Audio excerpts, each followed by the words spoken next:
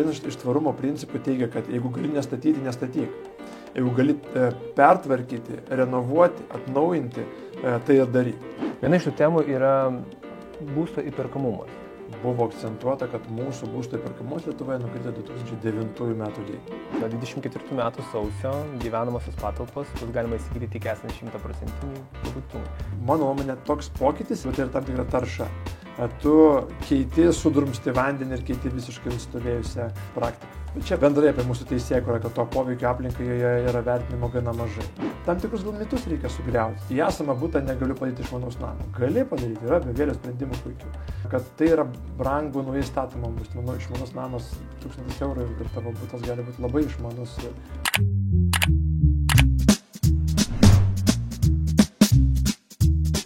Hey Siri, pradedam Live Talk Show.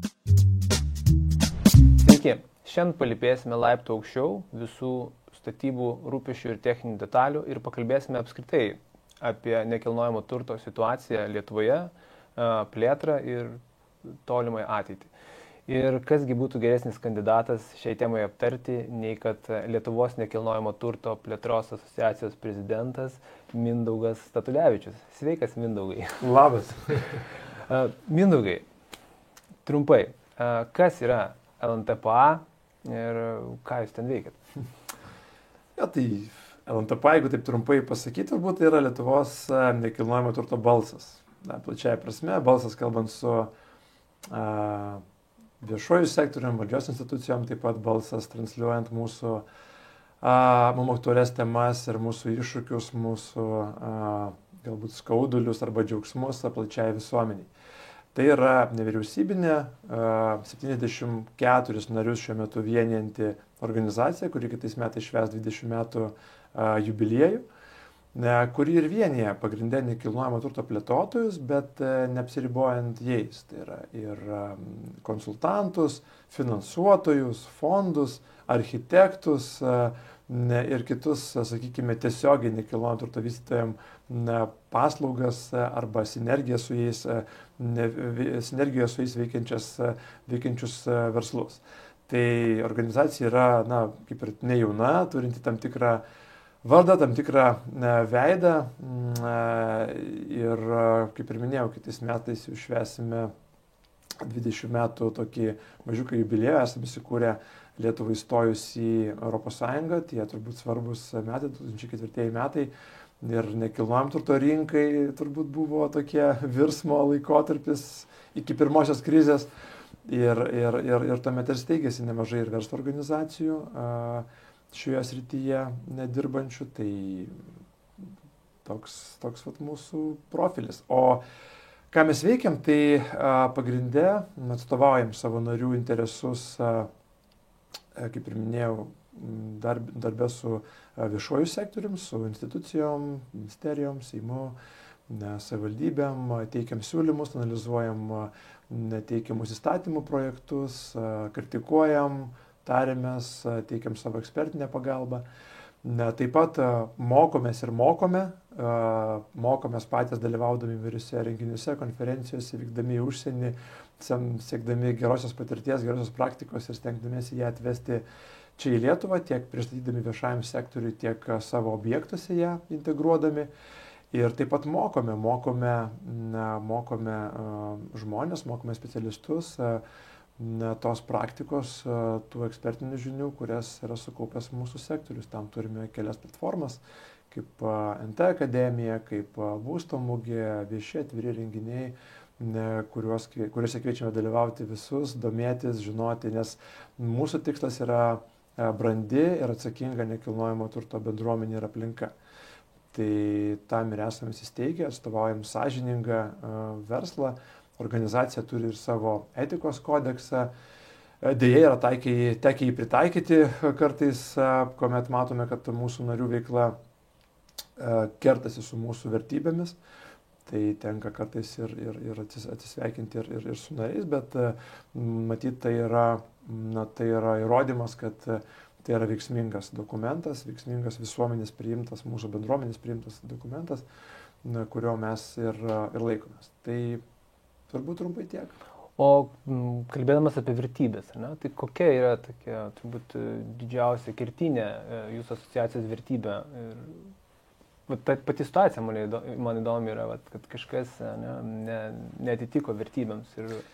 Mūsų vertybė turbūt yra tai, kad mes subūrėme konkurentus, kurie gali veikti bendram tikslui. Mūsų nariais, jeigu pasižiūrėsite į sąrašą, yra kompanijos, kurios kasdien konkuruoja dėl klientų, dėl objektų, dėl sklypų įsigijimo ir panašiai, bet aš labai džiaugiuosi, kad ir buvusiai vadovybei, ir steigėjim organizacijos, ir man pavyksta suburti ir išlaikyti tą branduolį supratimo ir veikimo viena kryptimi. Tai yra, mes dedame į šoną savo konkurencinius, sakykime, klausimus ir matome, kad yra bendras tikslas, kurį reikia pasiekti, programa, kurią reikia pasiekti, sakykime, klausimai, kuriuos reikia išspręsti, kurie visam sektoriui padėtų. Dėl to ir mes kaip asociacija niekada neatstovaujame vieno nario noro ar pageidavimo ar interesų. Visą laiką stengiamės žiūrėti, kad tai būtų platus, kad tai būtų visam sektoriui naudingas klausimas ir tada mes skiriame ten savo resursą ir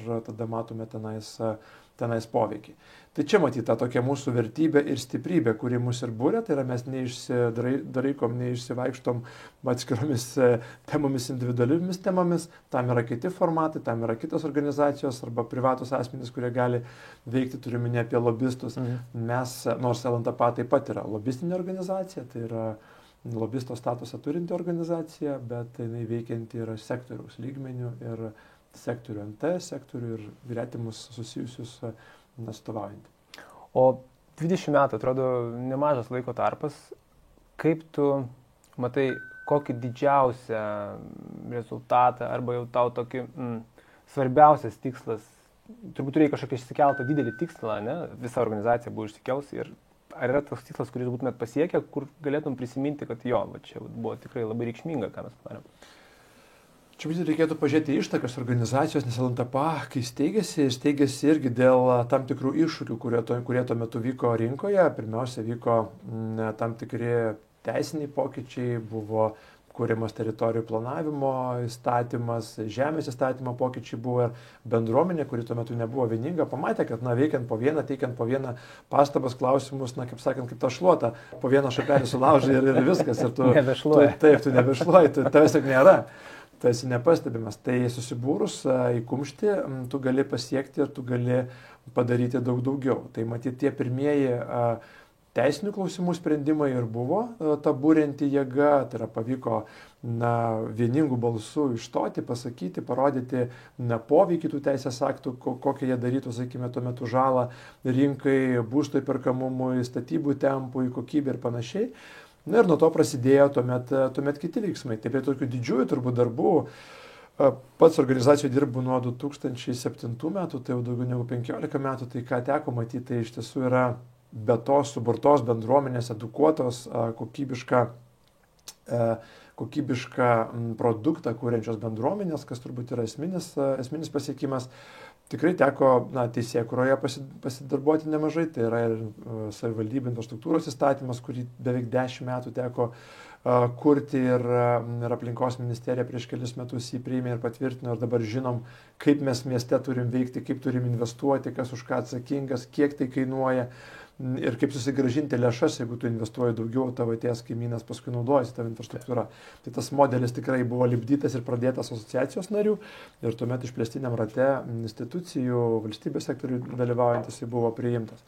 Teritorijų planavimo įstatymų nuolatiniai tobulinimai, diskusijos dėl žemės nekilnojamo turto valdymo ir apmokestinimo, aktyvus darbas su savivaldybėm, kalbant ir su savivaldybėm, ir su aplinkos ministerija, kuri pagrindinė turbūt mūsų yra tokia institucija, kalbant apie tai, kaip turi atrodyti nekilnojamas turtas. Kažkada mes turėjom, pavyzdžiui, limitavimą, kokio dydžio butas turi būti. Minimalus butas turėjo būti 34 kvadratiniai metrai, dar prieš turbūt 13 metų. Mes sakėme, o kodėl? Pasaulyje yra puikių praktikų, kai žmogus gali gyventi tuo metu poreikius atitinkančiame bute, kuris yra mažesnis. Aš pats gimiau ir žaugau 37 kvadratinių metrų bute, man ten atrodė pakankamai erdvu gyventi ir visiškai buvo ok. Dabar žinant išplanavimus, perplanavimus, funkcinius sprendimus mažų erdvių, kurias tu gali pasiekti. matom tai loftose, matom tai įvairiose kūrybinėse projektuose, apartamentuose, tarkim, pajūrėje, kaip yra išgaudomas erdvės ir, tarkim, 20-25 kvadratuose gali puikiausiai savo tilpti ir jauna šeima, tarkim, vienas žmogus arba du žmonės, kol dar nėra vaikų, tikrai kodėl jie negalėtų gyventi. Tai vat įrodinėjimas, rodymas pasaulinės praktikos pavyzdžių, jis duoda vaisių ir viena iš tų temų yra šita pasiekta, kad įrodyti, kad galim gyventi ir dabar, jeigu neklystu, minimalus būstas gali būti ir 18 kvadratinių metrų ir tokių yra ir tokie yra paklausus tam tikram gyvenimo etape žmogui, jie yra reikalingi. Na, kitos temos, tarkim, kalbant truputį plačiau apie pačią miesto politiką, apie miesto struktūrą, apie urbanistiką, tai yra kur statom, ką statom, kiek reikia želdynų, kiek reikia parkavimo vietų. Pavyzdžiui, parkavimas didelė yra tema, galbūt taip ne visai susimastom, bet vystytojų kartais tampa kertiniu klausimu pradėti ar nepradėti projektą, vystyti ar jo nevystyti. Tai parkavimo vietų reglamentavimas irgi buvo gana archaiškas. Prieš dar 14 metų vienam butui būtinai viena parkavimo vieta. Aha. O jeigu truputį toliau už centro, vienam butui 1,2 parkavimo vietos. Tai tam tikrai projektai tiesiog tampa nerentabilus ir neįgyvendinami. Tai pavyko įrodyti, kad reiktų išsizonuoti miestus, ypač didmiesčius, teritorijomis, kur to parkavimo gali būti, tarkim, dabar senamiesty reglamentavimas leidžia 4 butam turėti vieną parkavimo vietą, nes poreikio tokio nėra. Butai yra mažesni, tos lokacijos puikiai aptarnaujamos viešojo transporto, pavėžėjimo paslaugų, paspirtukų, dviračių ir panašiai. Ir nereikia statyti parkavimo vietos, nes viena parkavimo vieta vystytojai visą laiką yra dažniausiai nuostolis. Arba nulis, arba nuostolis, jeigu tu ją darai. O matom, jų kainos yra kartais kosminės. Jeigu darai šlaituose, požemį, 2-3 aukštai po žeme, 50-60 tūkstančių eurų už parkavimo vietą, už įrengimą, tai yra nesuprantamas sumas. Tai čia mes lyginame su turbūt brangiausiais pasaulio didmiesčiais. Tai kam tą daryti ir kam daryti tą būstą tuomet neįperkamą ar tą projektą neįgyvendinamą. Tai tie sprendimai yra priimti, turim tam tikrą monitoringą, jau tikrai beveik 10 metų ta praktika yra ir matom, kad tai yra veikia. Ir aišku, turim tam tikrų rajonų, kaip Perkūnkimis, tarkim, apie Vilnių kalbam, kur to parkavimo reikia daugiau galbūt, bet tai reikia bendromiestinių parkavimo aikštelių, kuriuose žmonės galėtų atvažiuoti, palikti automobilius ir nebūtinai lysti į savo sklypą, kišti, ieškoti parkavimo vietos arba brangiai už ją mokėti. O veiktų kvartalinės parkavimo vietos už tam tikrų abonementinių mokesčių, kur tu atvažiavai, pasistatei ir nesuki savo galvos. Tai tas balansavimas irgi yra viena iš nuolatinių darbo temų ir tam tikri pasiekimai yra ir tam tikras progresas jaučiamas, bet tai yra nesibaigiantis procesas. Nes kodėl mes, manau, kad esame reikalingi ir būsim dar labiau reikalingi nekilnojamo turto verslo atstovam, tai valstybės reguliavimo, savivaldybės reguliavimo atsiranda vis daugiau. Vienas kitas galbūt kažkoks tai, sakykime, blogas pavyzdys, blogas projektas, blogai gyvendintas, tam tikras ėjimas į kompromisą su teisė, su gyvenimo mieste, ta visa logika, jisai iššaukia iš karto visos teisinės bazės pokyčius. Ir tai krenta iš karto volu važiuoja per visą mūsų sektorių. Tai bandyti įrodyti ir pasiekti, kad nereikia drastiškų sprendimų priimti staigiai, be pereinamųjų laikotarpių, neprisitaikant ir kad tai virs brangstančių būstų, brangstančiais projektais, neįgyvendinamais projektais, neišpildomų miestų bendruoju planu, kuris yra viešas interesas visų. Tai toks darbas laukia, turbūt to darbo laukia tik daugiau, tas darbas vyksta dabar ir jo matyti tikrai nemažės. Panašu, kad problemų visą laiką bus daugiau, nei kad galimybė jas išspręsti. Tikiuosi, kad ne, tikiuosi, kad galimybių bus, proto balsas tikrai neretai nugali, pačios mūsų valstybinės institucijos tikrai tobulėja, kviečiasi ekspertus, lietuvius, užsienius, patys važiuoja į užsienį pasižiūrėti. Paskutinė tema, kurią gal verta pažymėti, pagaliau yra pralaužti ledai masinės medinės statybos tema, jeigu taip galima sakyti. Ilgus metus gaisrininkai priešinosi galimybei statyti daugiaaukščius medinius pastatus. Mes Lietuvoje turim tokį proveržį, turim Naujojo Akmenėje gamyklą, kuri visam pasauliu, nuo Australijos iki Amerikos tiekia inžinerinę medieną, konstrukcinę medieną. Tai yra konstruktyvai ir medžiagos, kai tu gali statyti daugiau aukščius, 8, 10 ir daugiau aukštų pastatus, vien iš medienos, inžinerinės medienos, kuri turi gerokai geresnės savybės negu mums įprastas betonas, kuri yra, tarkim, kolona yra 4 kartus lengvesnė LVL negu įprasta betoninė armuota, degumo savybės yra geros ir kartais net ir geresnės, ko vat labiausiai ir bijo gaisrininkai. Dėl degumo, sakykime, tai dabartinės technologijos impregnavimas, klijavimo metodika leidžia pasiekti labai aukštus standartus ir to nebijo Skandinavijos šalis. Tai Švedijoje tai senai nebe naujiena. Taip, Švedijoje daugiabučiai, viešbučiai, galim apsigyventi viešbutį pilnai mediniam.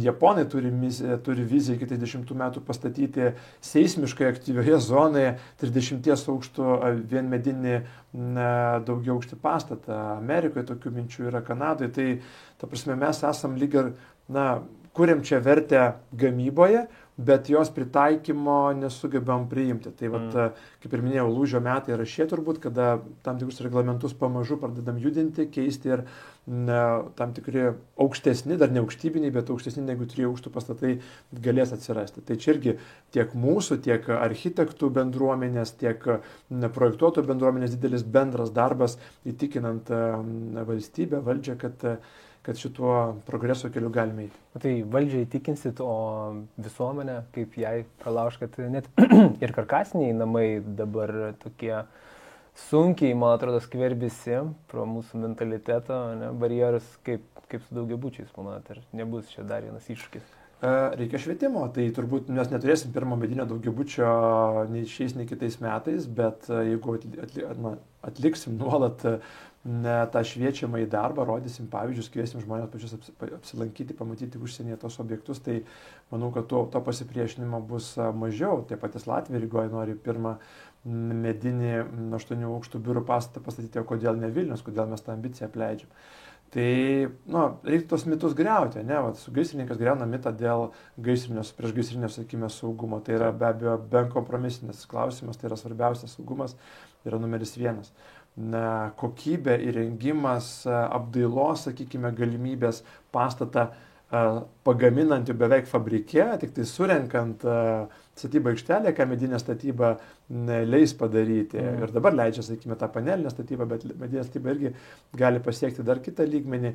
Renovacijų gali būti didžiulis proveržis, nes renovacijoje medinė statyba taip pat atliks svarbu vaidmenį.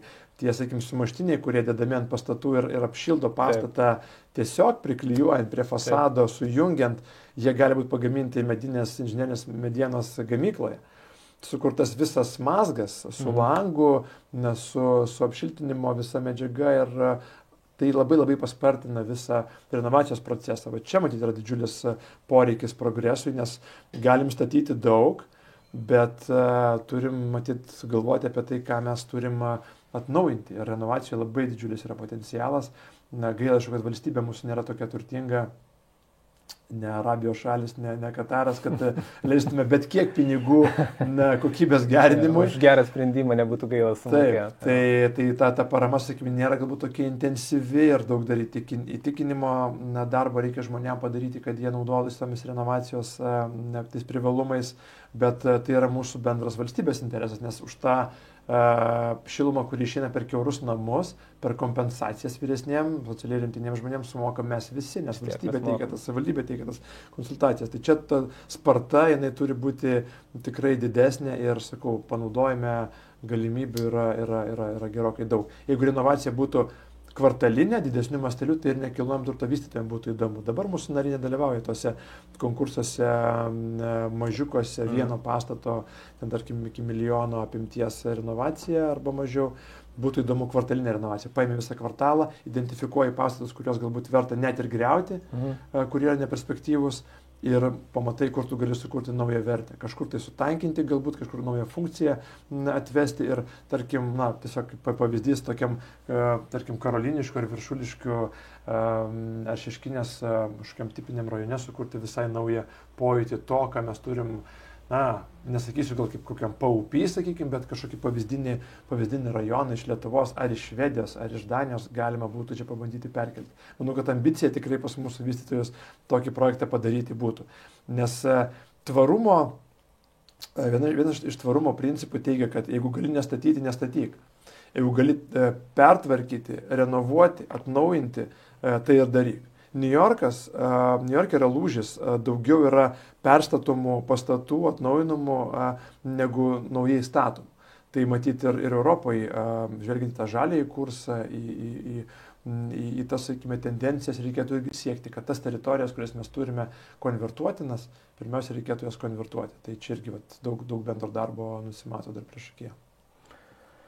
O grįžtant prie nekilnojamo turto plėtros asociacijų, kas turėtų norėti tapti jūsų nariu? Nes, kaip suprantu, jūs darote daug ir poveikį turite iš tikrųjų realų poveikį, turite mūsų įstatymams ir apskritai, kaip veikia visas NT.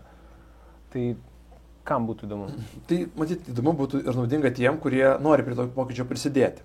Aš vis laiką sakau, kai kalbu su potencialiais nariais ar naujais, tai ir kviečiu ir kalbinu tapti nariais, tai sakau, pagalvokite visą laiką, ką jūs duosite bendruomeniai. Ką jūs gausite, tą sinergiją, tai daugmaž yra lengva apčiuopti, bet ką jūs duosite, kuo jūs prisidėsite, kurioje temoje save matysite, ar, sakykime, teritorijų planavimo, ar statybos normavimo, ar mokesčių tobulinimo, ar inovacijų temoje, apie tai turbūt dar šiandien pakalbėsim plačiau, ar tarkime, vieša privati partnerystė, irgi mūsų nariai yra tie, kurie įgyvendina PPP, tos vadinamosios partnerystės projektus Lietuvoje, stato ir komisariatus, ir kalėjimų pastatus, ir dabar karinius miestelius, tai irgi yra didelė tema, kaip pastelti verslą įgyvendinti projektam, kai valstybė neturi iš karto daug pinigų ir riziką ir finansinę, ir valdymo įgyvendinimą perkelia privačiam sektoriuje, pati užsima tik tais tą specifinę veiklą, sakykime, kaip krašto apsauga, ugdymas, sveikatos priežiūra, kalinių priežiūra ir panašiai. Tai va, tai kiekviena iš tų temų kviečiu aš pamatyti save naujosius narius ir pagalvoti, jeigu jie mato, kad jiem yra įdomu, jie gali čia daryti poveikį, tai kviečiam susitikti išgerti kavos, kaip dabar su pačiu geriam, ir aptarti tas galimybės ir matymą. O ką organizacija mūsų duoda, turbūt apie tai jau kažkiek pasikalbėjom. Tai, sakau, tas ratas bendravimo, bendrystė, bendri projektai gimsta narių tarpe, net neinicijuojant mums, bet stengiamės laiką, kad bendruomenė bent kartą per mėnesį gyvai susitiktų, susipažintų, žinotų, kad, kaip aš sakau, kad nebūtų narių, kurie viens kito nepažįsta, esam pakankamai maža rinka, tai bent ir konkurentai tikrai turėtų vieni kitus žinoti, o kai bendraujant atsitinka stebuklingų dalykų. Taip, gyvas bendravimas turbūt niekad nepakeičiamas elektroninio pašto. Na, Mindaugai, o apie tave. Esi tiek aktyvus žiniasklaidoje, kad net sunku rasti tą istoriją, nuo ko viskas prasidėjo, kaip tu čia atsiradai NT? Tai atsiradau aš pakankamai paprastai, mano karjera gal darbinė prasidėjo viešajam sektoriuje. Prieš dabar jau 19 metų pats karjerą pradėjau Vilniaus miesto savivaldybėje, dirbant su projektais investiciniais Vilniaus mieste, tame tarp ir viešos privačios partnerystės ir didelių teritorijų vystymą ir įgyvendinimą. Tai teko ir konkursus organizuoti, ir prižiūrėti vykdomus projektus, ir kažkaip su ta bendruomenė vystytojų, kuri buvo šalia tos temos, susipažinti. Ir kažkada atėjo laikas keičiantis politiniai komandai, taip sutapo, nors aš su politika nieko neturiu ir turbūt neturėsiu bendro. Aišku, negaliu prisišnekėti, bet šiandien bent jau taip manau. Keičiantis tiesiog politiniai struktūrai, mane pakvietė tuometinė mero patarėja Dalia Bardauskienė, kuri tapo asociacijos direktorė. LNTP pakvietė prisijungti prie komandos įvairiem projektam, analitikai, darbui su nekilnojamo turto sritimi. Taip ir pradėjom, įsivažiavom, tuomet perėmiau vadovavimo vairą. Ir kažkaip tai įsivažiavau. Tai, sakau, man pačiam nekilnojamas turtas yra įdomus, yra artimas. Pats esu baigęs, beje, Vilniaus Gedimino technikos universitetą, tiesa, vadybos pakraipą, bet šiuo metu studijuoju doktorantūrą statybos fakultete, nekilnojamo turto katedroje pas gerbiamą profesorių Artūrą Kaklauską. Tai ir tenka universitete padalyvauti aktyviau ir baigiamosios studentų darbus vertinti ir priimti, tai kažkaip tas rytis yra artima, šilta, miela, tai kažkaip va, čia ir esu, neplanuoju kol kas iš jos pabėgti. Kol kas gal labiau mano darbas yra administracinis, vadybinis, nesu tiesiai galbūt susijęs su nekilnojamo turto vystymu, ką daro mūsų nariai, bet matyt šiuo atveju šią dieną tas mane tenkina. O va toks ir prieėjai pats prie to klausimo, toks provokuojantis klausimas, kodėl pats neužsiėmė vystymu? Panašu, kad tai gali būti pelningas užsiėmimas. Turint omeny, koks yra tavo žinių bagažas šitoje vietoje, tai būtum, manau, kad rimtas žaidėjas.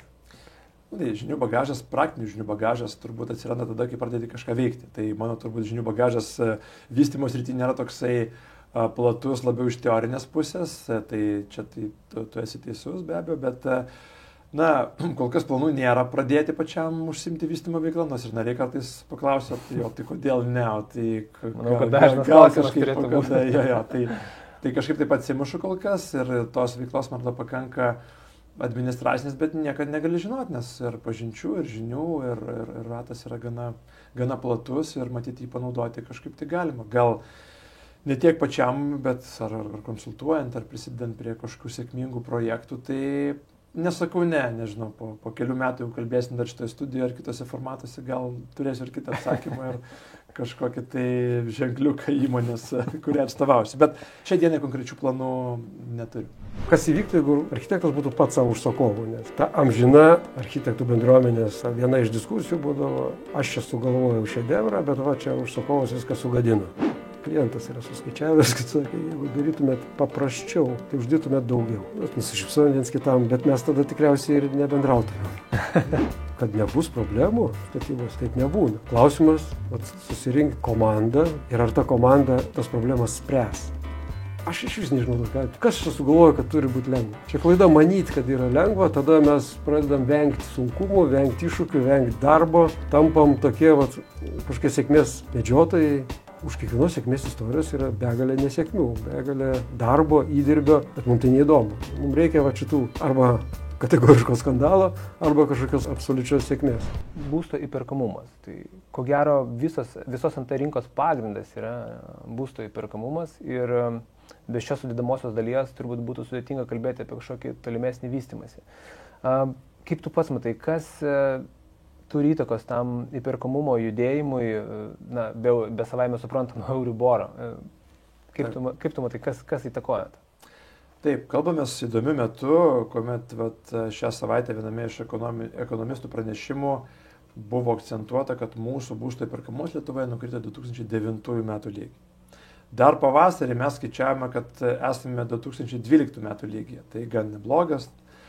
9 metai jau skamba nekaip, skamba kaip kriziniai. Prisimenam juos turbūt. Jo, turbūt prisimenam ir prisimenam, kodėl tai buvo, nes buvo tikrai tam tikras stresas bendrai ekonomikoje, stresas nekilnojimo turto sektoriuje, neaugo atlyginimai, žmonių įpirkimo galimybės tikrai buvo nekokios ir pasiūla buvo gana nedidelė, o kainos buvo dar gana aukštos.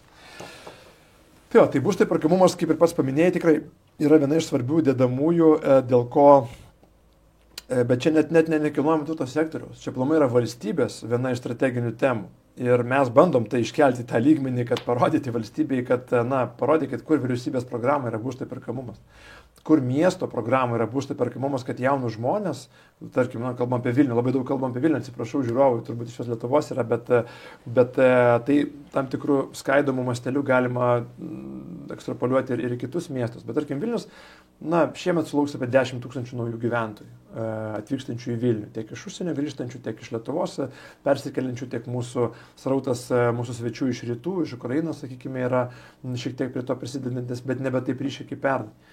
Tai 10 000 naujų žmonių, tai reiškia, galvojant, kad ir, tarkime, 2 žmonės vidutiniškai į būstą, šeima, 2 su trupučiu, bet tai reikia apie 4,5–5 tūkstančių būstų naujų pasiūlyti. Nuomos rinka mūsų vis dar yra gana stagnuojanti, verslo tenais daugėja, bet nėra daug, reikia statyti. Reikia statyti naują būstą, naują kokybišką, energetiškai tvarų būstą, kad žmonės čia jaustųsi komfortiškai ir vertintų sostinę, Vilniaus sostinę, kad čia atsikeliam gyventi, arba kitą Kauną, sakykim, Klaipėdą, kalbant apie regioną, o neišvažiuotų kažkur kitur. Vilnius nebekonkuruoja Lietuvoje, Vilnius konkuruoja su Ryga, su Varšuva, su Krokuva, su Praha, su kitais miestais, nes jis traukia talentus. Traukia IT sektorių, traukia mūsų Investuok Lietuvoje daro tikrai didžiulį įspūdingą darbą pritraukdami investicijas.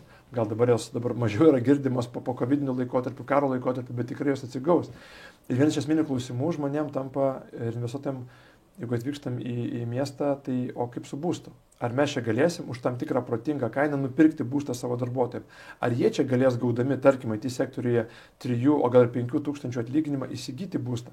Ir mes matom, kad ta galimybė pamažu nuo jų tolsta. O jeigu kalbėsim apie, tarkim, socialiai jautresnį sektorių, mokytojus, policininkus, gydytojus, tą svarbę ašinę, kertinę žmonių grupę, kurie turi užtikrinti gyvenimo kokybę mieste ir gyvybingumą, jiem kartais yra sunku kažką pasiūlyti. Kaip ir minėjot, Euriboras yra viena iš dedamųjų, jis yra pakilęs, to mes nelabai galim įtakoti, statybų kainos yra pakilę, dėl to pats būstas yra pabrangęs. Šiemet jis jau nebebrangsta, jeigu pasižiūrėsim. Tas augimas yra suvaldytas, bet jis yra pakilęs, pašokęs per paskutinius 2 metus po COVID-19 laikotarpiu, 30-40% ir daugiau kai kur per 2-3 metus. O žmonių atlyginimai nors ir kilo po 10, po 15%, bet nepasivė to augimo. Tai va čia tasai pleištas įperkamumo ir yra esminis, kad kainos yra pakilę, atlyginimai yra nepasivyję. Ir pasiūla, kuri gal galėtų padėti truputį amortizuoti, daugiau pigesnė, daugiau prieinamo būsto būtų statoma, tai padėtų šitą situaciją gelbėti. Dabar kodėl tos pasiūlos nėra tiek daug, tai yra turbūt pora priežasčių. Viena iš jų, kad verslas susiduria pastaruoju metu su nemaža biurokratija. Ką ir kalbėjom apie tą statybos kokybę ir planavimo kokybę, jinai ateina su tam tikrą kainą. Tai yra naujai atsiradę reikalavimai, mokestinės prievolės, architektūriniai reikalavimai, nuo kitų metų atsirasantis pilno įrengimo, pilno baigtumo, sakykime, reikalavimas, jis tikrai nesumažins turto kaino, o tik tai prisidės prie jų augimo. Tai kai visą tą sumuštinį pliusuoja, aš kartą į metus pasidarau tokią savo vertinimą, kiek reikalavimai prisideda prie statybų, prie galtinės turto kainos. Sluoksniais dėlioja kaip tą tokį sumuštinį, tai statybų kaina daugiau mažiau tu žinai, infliacija dedi, nesakykime, bet reikalavimai plus biurokratija laiką turime, kiek tu laikė ilgiau užtrunki tą projektą pateikdamas į rinką, tai jinai pastoviai auga, ta dalis pastoviai auga. Kartais 14% ir kartais tai pavyksta amortizuoti per konkurenciją, tarkime, būsto pasiūloje, bet kartais ne. Ir tai virsta papildomais keliais, o kartais ir 14 tūkstančių būsto kainai. Tai čia kalbant apie tai, ką mes galim padaryti ir ką asociacija daro ir ko užsiima, tai atkreipti dėmesį ir siūlyti ieškoti sprendimų, ką mes Lietuvoje galim padaryti su būsto įperkamumu. Tai yra užsienio šalis jeigu mato, kad negali kovoti su augančiom statybos kainom, augančiu Euriboru, tai bent jau namuose pas save bando tam tikrus suvaržymus nuimti, tam tikras procedūras nuimti. Su aplinkos ministerija kalbam apie tokį principą, kad one in, one out. Vienas reikalavimas atsiranda naujas, bet tada galbūt kažkurią procedūrą bandykime trumpinti arba peržiūrėkime kažkokią archaišką reikalavimą, nereikalingą, besidubliuojantį ir jį nuimkime. Tai jau taupo laiką. Mūsų nariai nėra paskaičiavę, kad mėnuo vidutinio projekto stringančio, tarkim, biurokratijoje, nepateisinamoje ir tas deginamas laikas, jisai gali kainuoti tarkim, apie 50 tūkstančių projektų galutinėje sąmatoje, 40 tūkstančių. Tai yra didžiulės sumos. Tai yra projektuotojų darbo laikas, darbuotojų darbo laikas, pinigų kaina, nes supraskime, kad visi projektai vystomi iš skolintų pinigų. Tai apie Euriborą mes matom vienoje pusėje, kad žmogus negali gauti paskolos. Bet ir taip pagalvojame apie tą Euriborą, kad verslas turi pasiskolinti tos pinigus už tą patį maržą plus Euriborą. Verslas negavęs pinigų banke, nes bankai yra tikrai begriežtinantis sąlygas nekilnojamo turto finansavimui, eina į stultinį finansavimą, eina į obligacijas, eina į fondus, ten pinigai yra brangesni. Sąlygos lankstesnės, bet pinigai brangesni. Tai tas viskas pliusuojasi ir gali dienos, kai mes pamatom, kodėl kaina būsto, taip kalbam tik apie būstą, bet tai liečia, aišku, visą segmentą ir komercinį turtą, ir logistiką, ir gamybą, bet jau kalbam vien apie būstą, matom, kad jisai dar prisidėjo naujas sluoksnis ir jisai vėl kainuoja keli tūkstančiai ir tą pateisinti yra gana nelengva. O tai kaip dabar bus su tais brangiais būstais? Vat yra pristatyta brangiai, įperkamumas neaukštumoje. Ir kokios tavo prognozės? Ar parsiduos, ar teks vis mažinti statytojams kainas savo kaštais ir kaip tai įsivaizduoji? Manau, kad sprendimų bus įvairių, kadangi skirtingi vystytojai skirtingomis sąlygomis ateina į šitą situaciją, tai yra į tą, kaip pas minėjai, brangiai pastatytą, bet neparduodamą būstą. Vienus pradeda smaugti paskolas ir jie bus priversti matyti kažkokias tai tam tikras, kad ir nuolaidas galbūt daryti, ir aš to nebijau pasakyti, rinkoje dabar tokių situacijų yra. Bet tai bus labiau galbūt išskirtiniai atvejai, kur yra galbūt mažiau patyrę vystytojai, nepasiskaičiavę savo kainodų ir neįsivertinę, nesukaupę tam tikro kapitalo geruoju laiku, kurį dabar galėtų kažkiek tai deginti, tai tų situacijų bus. Didžioji, matyti, rinkos dalis visgi yra jau pragyvenusi vieną krizę. Kalbu dar apie Rusijos krizę, kurią mes turbūt mažai dar prisiminam, dar tuo metu Relantapanė buvo 2000 metais, kai viskas stojo, bet apie antrąją krizę, 2007, 2008, 2009 metai, kuomet matėme tam tikrus pokyčius. Trečioji, turbūt COVID, trumpoji krizė, po to, aišku, tas didžiulė atšokimus, pirmoklis, jau galima pasakyti, didžiulį pliusų nekilnojamo turto rinkai visame pasaulyje, ne tik Lietuvoje. Tai kiekvienas tas pamokas išmoko skirtingai, bagažą rezervas kaupė skirtingai arba jo nekaupė ir dabar ateina į tą situaciją skirtingai. Tai didžioji dalis, manau, kad yra pasirengę ir pralauks šitą laikotarpį ir mes tikrai tikimės, kad horizonte kitais metais yra Euriboro stabilizacija, o metų pabaigoje kitų matyti yra ir mažėjimas. Atlyginimo augimų prognozės, ką ir Lietuvos bankas ir ekonomistai prognozuoja, tikrai nuteikia gan pozityviai. Neturėsim 15%, bet turėsim 8% augimą atlyginimų. Tai jau irgi yra gerai.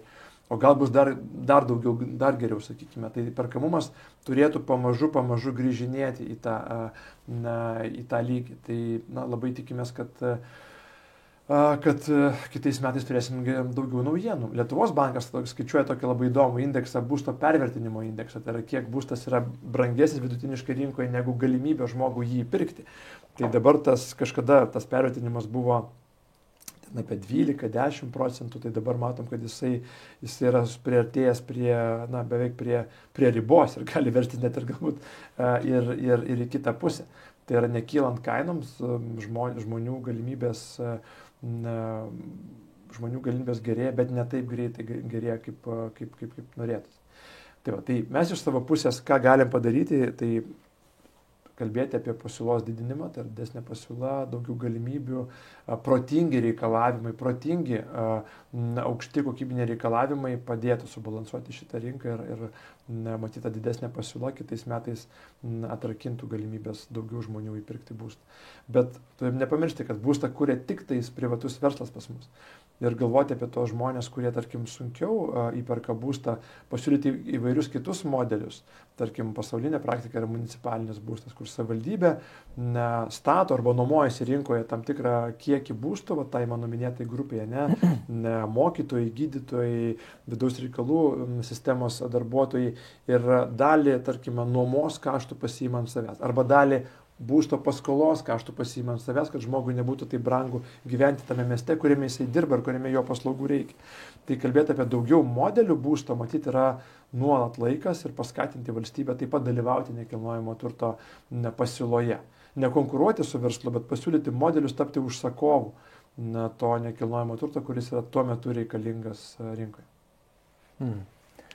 Tai galbūt tai irgi būtų viena iš tų sudėdamųjų dalių pritraukiant tokių reikalingų profesijų atstovus, kaip galbūt ir mokytojai ir panašiai, iš regionų ar tolimesnių kraštų, kur pakankamai dabar mes turim problemą šitoje vietoje. Ir iš regionų, ir į regionus. Čia reikia labai tą balansą žinoti, nes dabar kalbam su mažesniųjų miestų merais, tiek ir su Alytaus, ir su Naujosios Akmenės meru, ir su kitais. Jie moka, ta prasme, įspūdingus atlyginimus, kviesdami gydytojus atvykti dirbti į jų miestą. 2000, 3000 ir daugiau į rankas gydytojai, tik tai atvykti dirbti ir gana lankščios sąlygos ir suteikiamas būstas, nuomojamas ir panašiai. Tai tų žmonių labai reikia. Bet, vien atlyginimu tu nepriviliosi žmogaus. Nes čia yra apie tą paramą, kalbam, dabar ta parama regionuose yra žmonėm dalinama, bet kam tą žmogų vežti iš ten, kuris jaučiasi komfortiškai, kur jo vaikai eina į kokybišką ugdymo įstaigą, kuris socialinį gyvenimą savo puikų gyvena. Gal sugalvokime būdus, kaip paremti jam tenais galėti gyventi, įgalėti gyventi, kaip šitas affordability bandyti išversti savoką lietuvišką, tas įperkamumas, įgalėjimas tame mieste būti ir tos priemonės taptų efektyvesnės. Bet nepamirštant ir regionų, kuriuose taip pat reikia formuoti, bet galbūt nereikia kiekvienam regione po įspūdingą ten ligoninę ar daug aparatūros turinčią, sakykime, gydymo įstaigą. Eina valstybė to koncentravimo keliu, tai yra neišvengiama, bet jau ten, kur koncentruojam žmonės, tu ten būkim mėly, pasirūpinkim jais ir kad jiem nereikėtų važinėti aplinkui ten 100 km kasdieną, kad dirbti į savo vietą. Kurkim ten socialinės paslaugas, gyvenimo kokybę į kitus reikalingus, sakykime, parametrus ir nepamirškime būstą.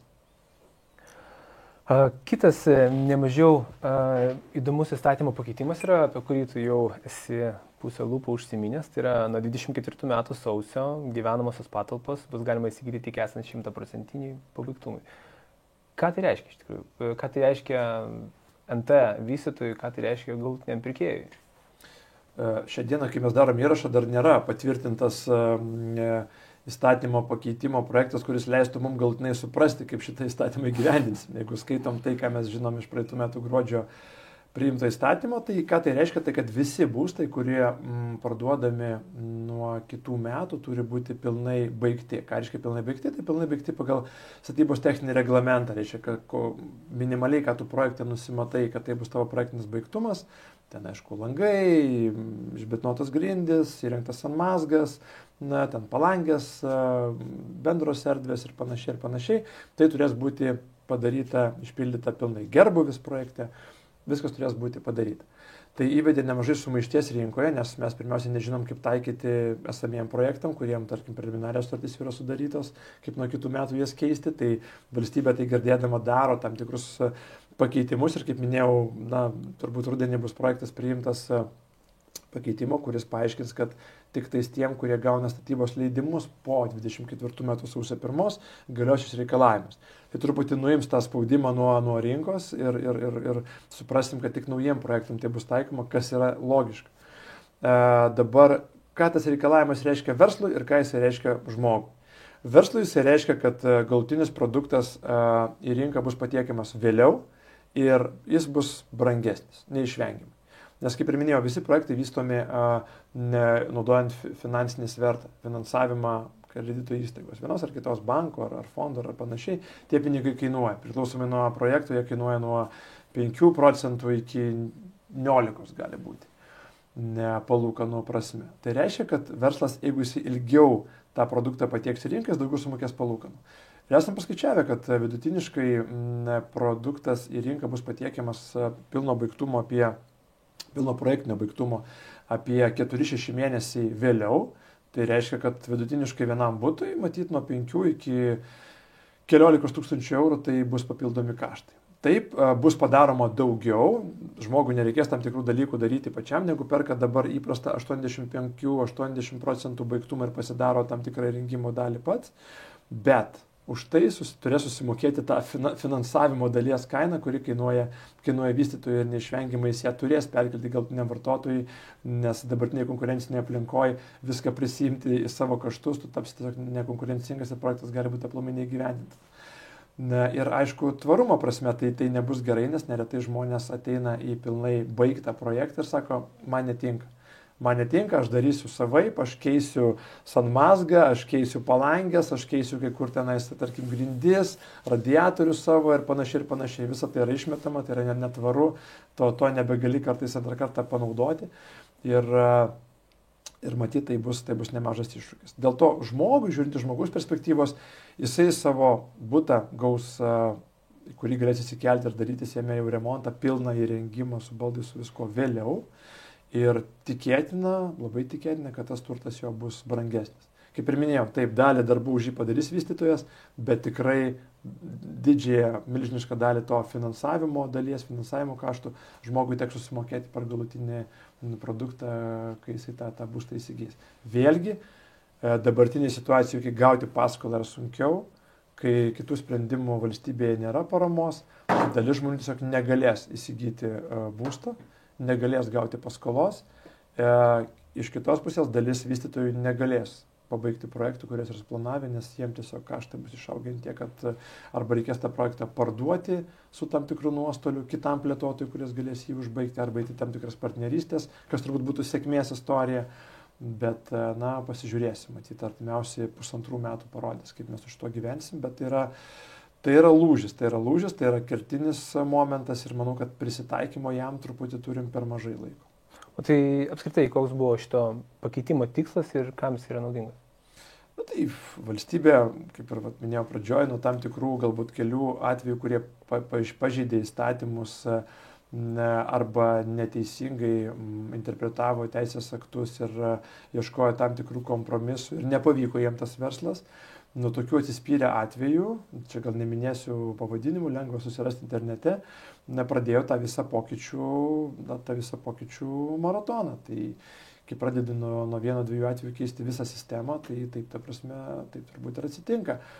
Apeliuojama buvo į vartotojų apsaugą, tai yra, kad jeigu vartotojas pirks pilnai baigtą būstą, jisai bus saugesnis, jis bus labiau apsaugotas, bet mes kaip asociacija siūlėm ir kitų sprendimų. Tai yra tam tikri draudimo produktai, kurie leistų įsigyti 85% baigtumo ir turėti draudimą, kad jeigu kažkas atsitinka su plėtotoju ir jis negali pabaigti projekto, ateina kitas juridinis asmuo, turintis žinių, turintis supratimą ir pabaigia tą projektą, naudodamas draudimo pinigus, kuriuos tas pirminis plėtotojas, kuriais jisai būtų apsidraudęs. Bet taip būtų paliekamas tam tikras lankstumas vartotojai pasirinkti, nori jisai pilno baigtumo ar dalinio baigtumo su tam tikra mažesnė kaina ir tada jisai tą būstą aplamai gali įsigyti ir pirkti. Nes dabar bus atveju, kai tiesiog to negalės padaryti. Tai prasidėjo viskas nuo vartotojų apsaugos ir didesnio skaidrumo, bet aš nesu tikras, ar šita priemonė yra ta pati tikslingiausia tam tikslui pasiekti. O tai kokia yra užsienio praktika? Gal čia pasikopijavo šitą sprendimą iš kažkokios kitos šalies, kur galbūt yra pasiteisinis, ar čia mes tokie originalūs sugalvojame? Įvairių praktikų yra šalių, kur aplamai tik tai pilnai įrengiamas būstas yra parduodamas, įrengiamas, net nebaigiamas pagal projektą, bet įrengiamas. Tai net ir tam pačiam Dubajuje esame matę. Tokia rinka, kur tikrai prabangus segmentas dominuoja, bet ten jie įrengia ekonominiu segmentu pilnai, nes toks yra reikalavimas, po to viską žmonės meta lauk ir įsirenginėja pagal save. Labai netvaru ir nelogiška, bet reikalavimas yra. Mums artimesnėse šalyse taip pat yra, Latvijoje, Estijoje to pilno įrengimo standartas ir rinka prie to yra pripratusi, sakykime, ir pasiruošusi. Tai taip, ten būstas yra sąlyginai brangesnis parduodamas, bet jis parduodamas įrengtas. Įrengtas pagal tą tam tikrą supratimą masinį, ta prasme, įrengimą, individualumo ten yra nedaug ir žmonės tada eina patys įsirenginėja. Tai mes tik darėme tyrimus, apklausas ir kalbėjom su klientais, jie tikrai nori individualaus prieimo, samdosi savo dizainerius, savo medžiagas naudoja ir panašiai. Tai matyt, kažkada mes prieitume prie to pilno įrengimo parduodant būstą, bet šito laikotarpiu, šito brangimo laikotarpiu, neįperkamumo būsto laikotarpiu, matyt, nereikia daryti tokio lūžio momento, galbūt tai padaryti geresniais laikais, kai žmonių galimybės labiau leistų ir tas būstas nebūtų toksai brangus ir tos biurokratijos turbūt, jeigu taip galim pasakyti, būtų truputį mažiau.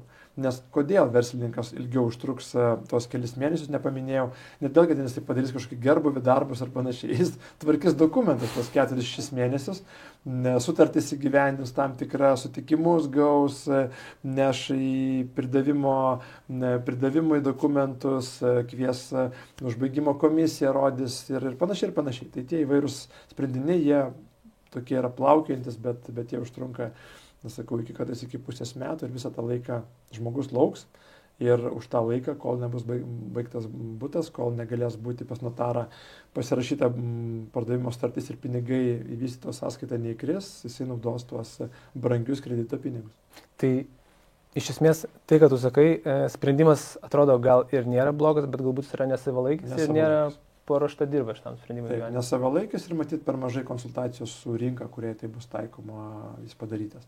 Dėl tų pačių pirkėjų ir vartotojų apklausa nepadaryta. Aš manau, kad kokybiška teisėkūra turėtų pasidaryti vertinimus, poveikio aplinkai vertinimus, darom daug kur, ten darom taršiuose projektuose, ta prasme, gamybinėse objektuose, tai akivaizdu, darai poveikio aplinkai vertinimą. Tai irgi čia, mano nuomonė, toks pokytis yra gana tam, jeigu taip galima išsireikšti, kabutėse, bet tai yra tam tikra tarša. Tu keiti, sudrumsti vandenį ir keiti visiškai nusistovėjusią praktiką. Tai pasidaryk vertinimą, pasidaryk apklausą, tyrimus, pirkėjų, galėjimą įsigyti būstą, galėjimą priimti šitą reikalavimą ir tuomet jį taikyk. Tai va tokio, bet čia palmai kalbame bendrai apie mūsų teisėkurą, kad to poveikio aplinkai joje yra vertinimo gana mažai. Bet šitose atvejuose mes pamatysime, įstatymų pakeitimo atvejuose mes pamatysime gana skausmingai. Kita tema, kurią paminėjai pats šiandien, nežinau, 5 kartus, yra tvarumas. Nuo 2025 metų naujai statomi ypatingi ir neypatingi pastatai turės būti projektuojami pagal statytojo pasirinktą tvarumo vertinimo kažkokį standartą. Tai BREEAM, WELL, LEED. Nemažai tų yra turbūt trumpinių, čia ne vienas standartas yra, bet ką reiškia, išdekonstruoti, ką tai galėtų reikšti pačiam vystytojui ir galų gale individualiai besistatančiam žmogui. Ar tai kokią tai įtaką gali turėti? Tai turbūt tas reikalavimas pirmiausia ateina labiau į visuomeninius pastatus, paskui persiduos, aišku, ir plačiau, bet tai nėra jokia naujiena rinkoje. Pastatai, kurie atitinka aukštus energetinius ir tvarumo, čia irgi reikia nesumaišyti tvarumo standartus, jie yra projektuojami ir statomi jau kurį laiką. Lietuva tikrai yra bent jau energetinio to efektyvumo viena iš aukščiausiai turbūt stovinčių ant laiptelių Europoje. Atsiprašau, nes vieni pirmųjų prisėmėm aukštus įsipareigojimus ir juos pasiekėm. Tai yra jau 20 metais visi statomi ir projektuojami pastatai yra A++ energinės klasės ir tai nebėra jokia naujiena.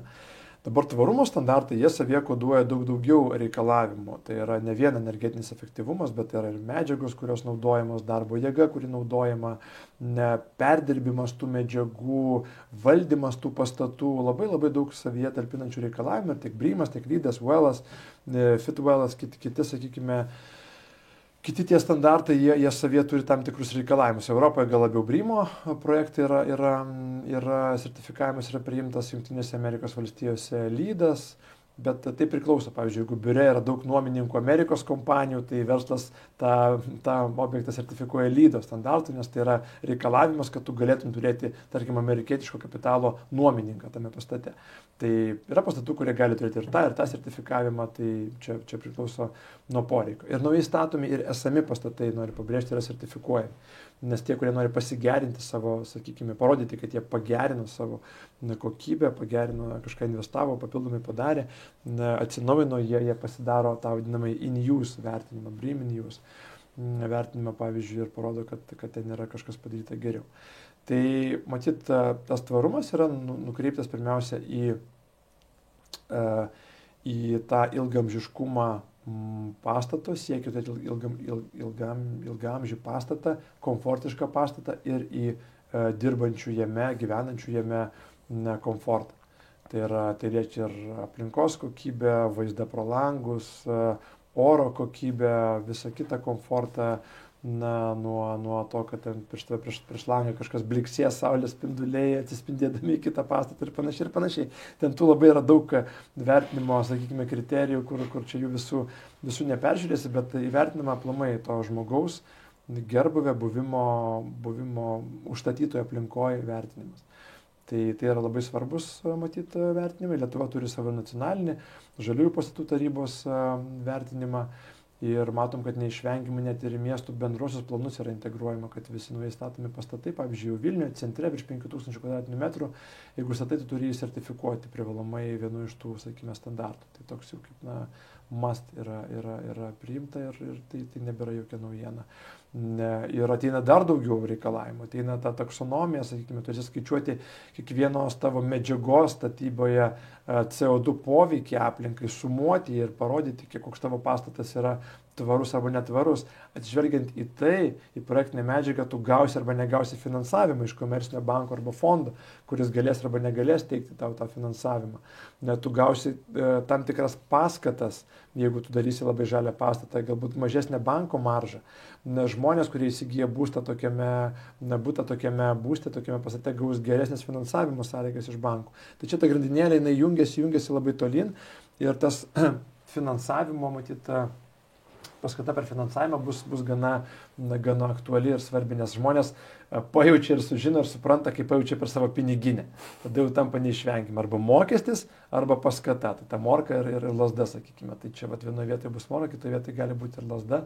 Ir tu suprasi, kad, gražus pastatas, fainas, bet aš jame turbūt negausiu paskolos, jeigu pirksiu jame būstą, bet yra kitas, naujas, energetiškai efektyvus, sertifikuotas, galbūt truputį brangesnis, bet ilguoju laikotarpiu aš sutaupysiu, tarkim, per energijos kaštus ir jame aš gausiu paskolą ir sąlygos mane labai labai tenkina. Bet tai iš esmės tu esi kaip ir už šitą...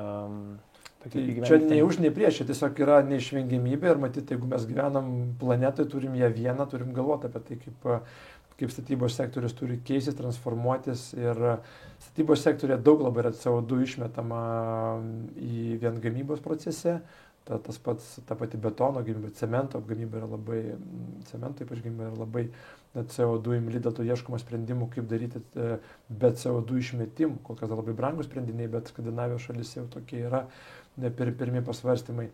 Aplamai šildymas, sakykime, pastatų kondicionavimas, labai daug CO2, sakykime, klimatui šylant kondicionavimas bus didesnė problema negu šildymas ir labai daug prisideda prie šiltnamio efektą skatinančių dujų išmetimo. Tai čia irgi reikia sprendimų ieškoti. Mediena, kita vertus, medis savyje užrakina CO2, kaupia CO2 ir dėl to yra dvigubas efektas, jeigu mes kalbėjom truputį tą medinės statybos, buvom palėtyti temą. Tai jeigu statai iš medinių, sakykime, tų panelių, iš medinės inžinerinės medienos, tu tą CO2 neišmeti, o tu kaip tik jį užrakini pastate statyboje ir tu jį naudoji. Tai yra kitas efektas. Tai tvarumo prasme mediniai pastatai yra dar į kitą laiptelį mes palipėjame, jeigu pradedam eiti į masinę jų statybą. Kaip suprantu, įperkamumui čia turbūt labiau bus neigiamas poveikis būsto, nei kad teigiamas šitie reikalavimai. Galbūt trumpojo laikotarpiu. Ilgojo laikotarpiu aš manau, kad atsiras kiekviena naujovė pradžioje kainuoja brangiau, bet tu kažkur pagauni efektą ilgojo laikotarpiu. Tai matyt, kol pasiūla ir medžiagų gamintojų, sistemų montuotojų, projektuotojų, drąsių vystytojų, kurie tokius projektus vystys, bus maža, bet jinai plėsis. Ir tas neišvengiamumas, jeigu tai nereguliavimas europinis ar pasaulinė praktika, jis yra neišvengiamas. Reiškia, atsiranda daugiau galinčių, daugiau norinčių, spaudimas didėja ir ta didėjanti pasiūla galinčių ir norinčių tai daryti, jinai automatiškai tą kainą niveliuoja. Tai dabar sunku pasakyti, kiek medinis pastas būtų brangesnis negu įprastų konstrukcijų, nes tiesiog reikalavimai to kol kas neleidžia, bet pamažu jiem laisvėjant, atsirandant pasiūlos, manau, kad tą efektą pajausim. Ir ilgojo laikotarpio tikslas yra sutaupyti ir čia pinigus taip pat. Pats turi ilgametę patirtį NT srityje, matei, kaip vystėsi reikalavimai nekilnojamo turto objektams Lietuvoje, domiesi pasaulio tendencijomis, esi žmogus, kurio galima paklausti, tai kaip tu manai, kas bus toliau, kaip tie visi reikalavimai ir tas NT vystymasis Lietuvoje klostys ateityje?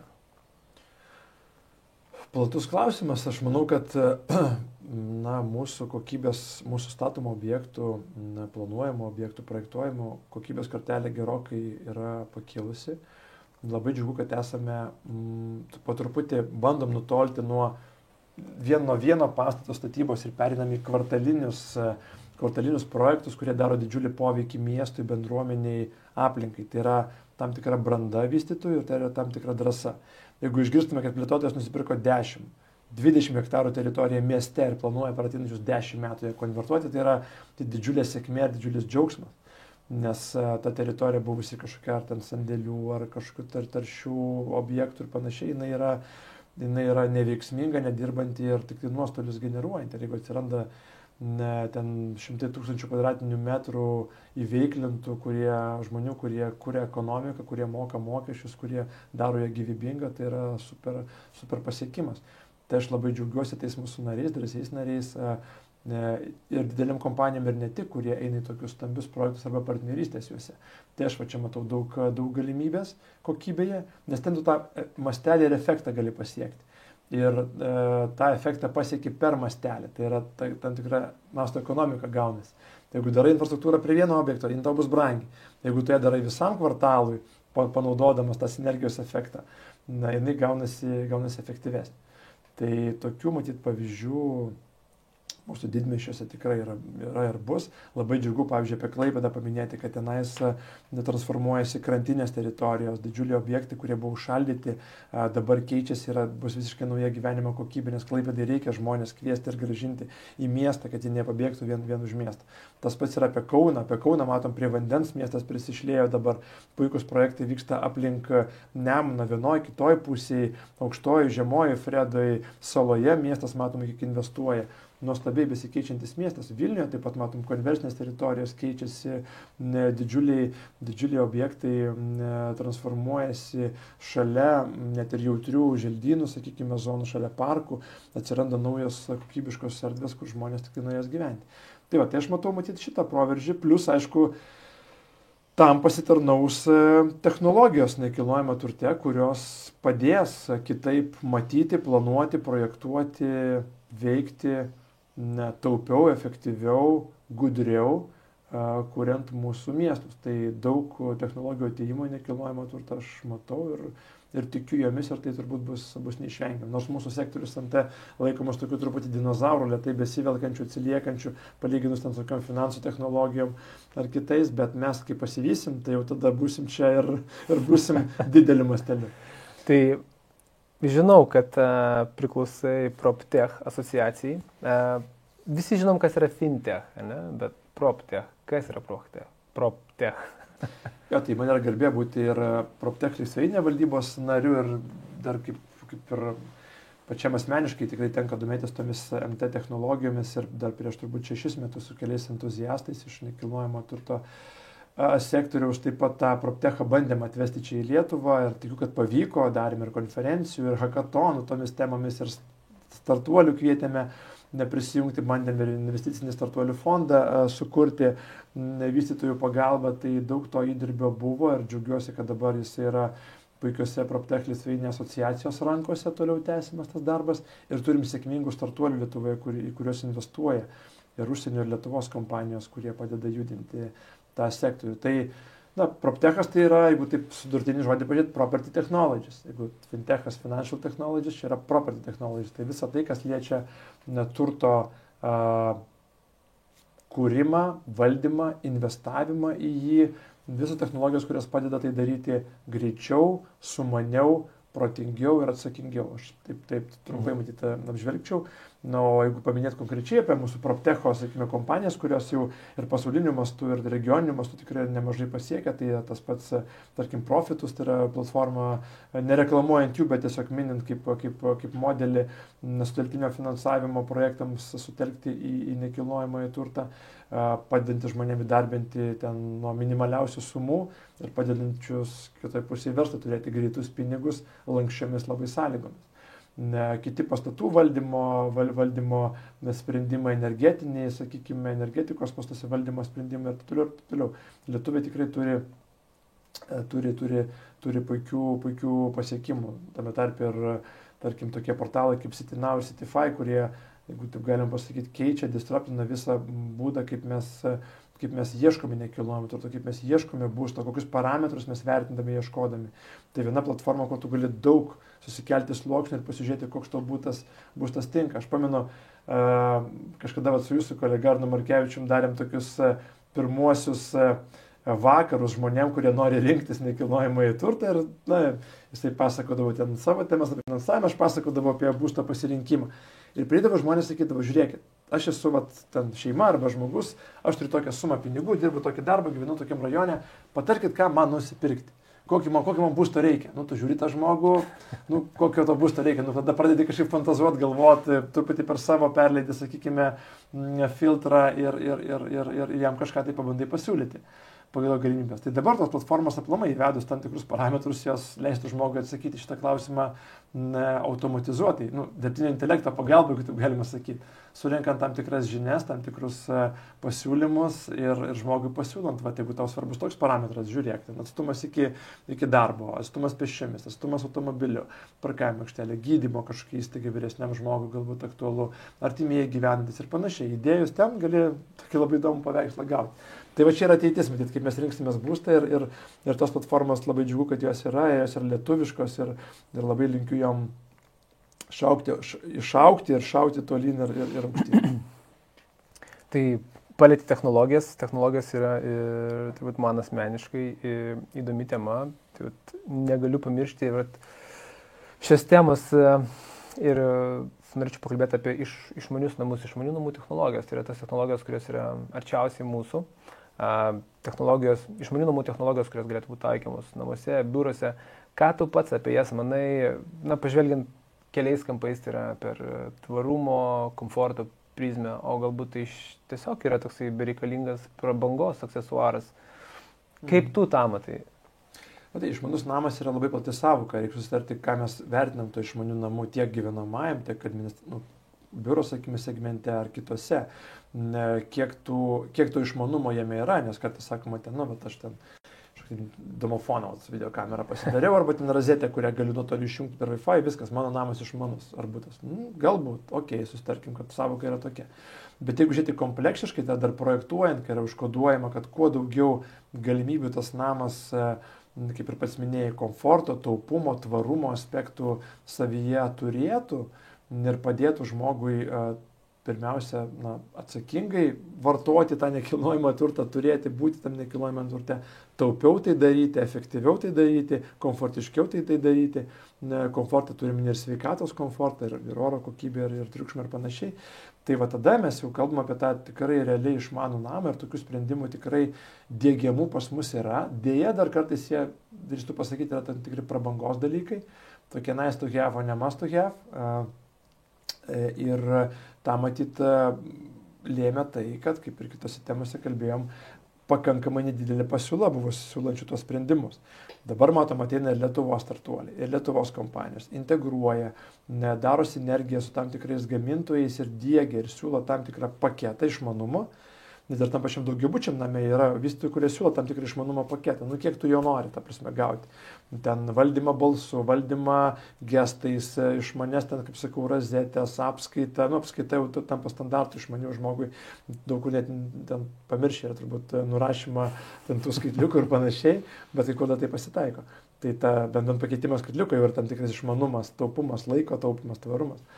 Tai jeigu tą visą komplektą tu gali gauti, nori gauti, gali gauti ir dabar pas vystytojus, už tai tenka taip truputį susimokėti, bet ilguoju laikotarpiu per komfortą, per sutaupytas lėšas ir savo laiką, nes dažnai mes to laiko nevertiname, bet laikas tikrai yra svarbus, tai tą galima gauti.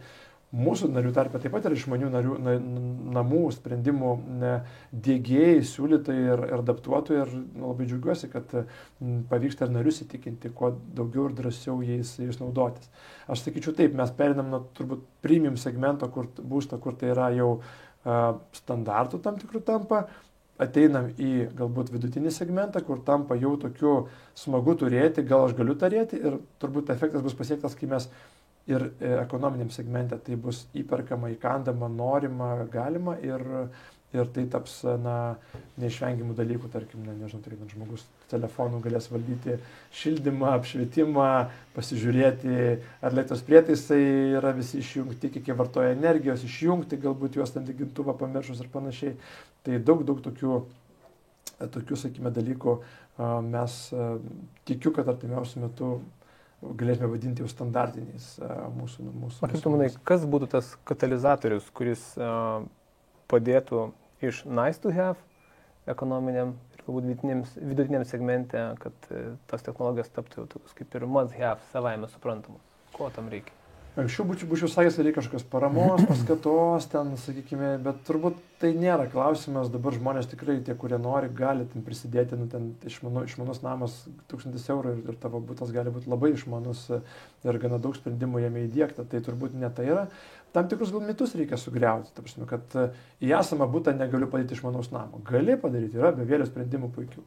Kad tai yra brangu naujai statomam būste. Nu nėra, jeigu tai vystytojas daro tai masiniu būdu, jis tikrai gali tos kaštus, sakykime, kažkiek tai suniveliuoti ir tas pabrangimas tau per kvadratą, per butą tikrai nebus toksai brangus. Tai turbūt švietimo reikia, bet ir jūsų laidos, ir jūsų veikla turbūt prie to gali prisidėti. Tai yra šviesti, rodyti, turėti demo kambarių, demo erdvių, kur tai gali matyti ir pačiupinėti. Kai žmogus pačiupinė, aš pats nuėjau, pasižiūrėjau į demo kambarį vieną iš mūsų narių padarytų sprendimų, yra tikrai puiku ir pagalvoju, kaip čia visai fain, ir valdymas balsų kažkaip visai smagu, ir ten tie kvapai, kurie pagal tave ten dieną vienas, vakarė kitas, apšvietimas, ta prasme, ir ten kiti automatizuoti sprendimai, saugumo sprendimai, visai yra smagu ir kaip tada pradės skaičiuoti tą jų dėgymą, jis nėra ten kažkoks labai super brangus. Tai va, tam tikrų mitų sugriovimas, dažniau kalbėjimas apie tai, manau, kad yra tas truputį lūžis, ko mums tik tai trūksta.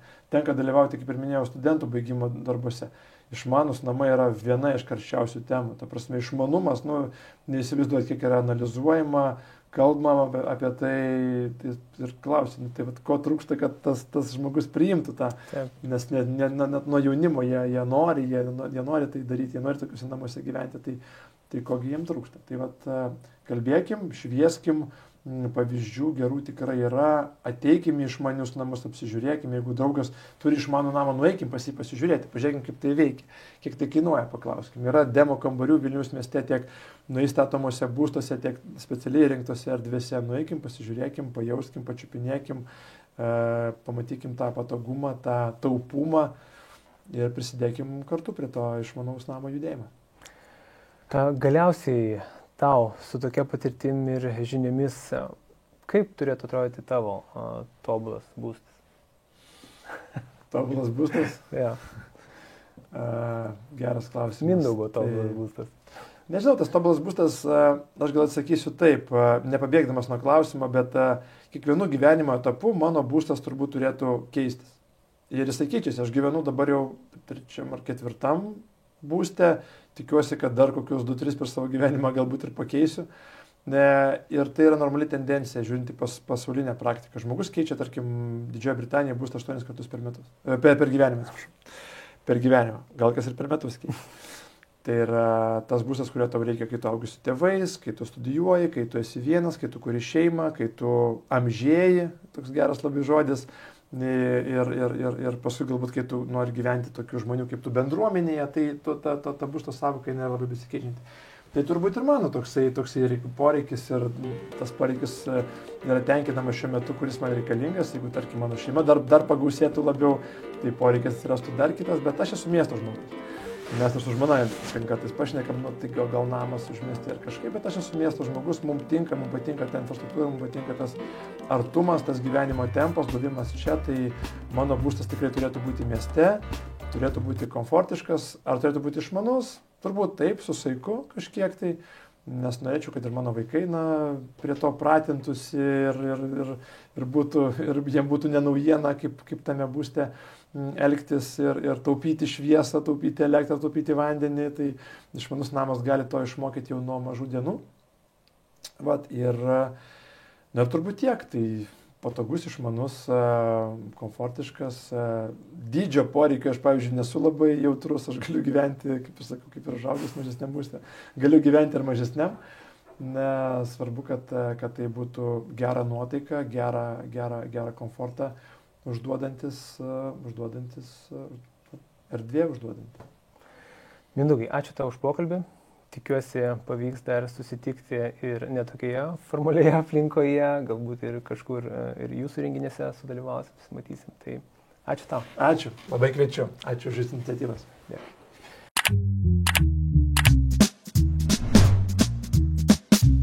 Architektas Tomas Lapė, ką tik buvo mūsų svečiuose. Jeigu jūs planuojate kurti savo jaukų, šiltą būstą, būtinai pasižiūrėkite mūsų interviu, nes čia Tomas apžvelgia ne tik būtinas kokybiško namo sudedamasias dalys, tačiau ir apžvelgia filosofinius pasirinkimų, kuriant savo namus aspektus, kas yra nemažiau svarbu už pačią architektūrinę dedamąją. Todėl kviečiu pasižiūrėti.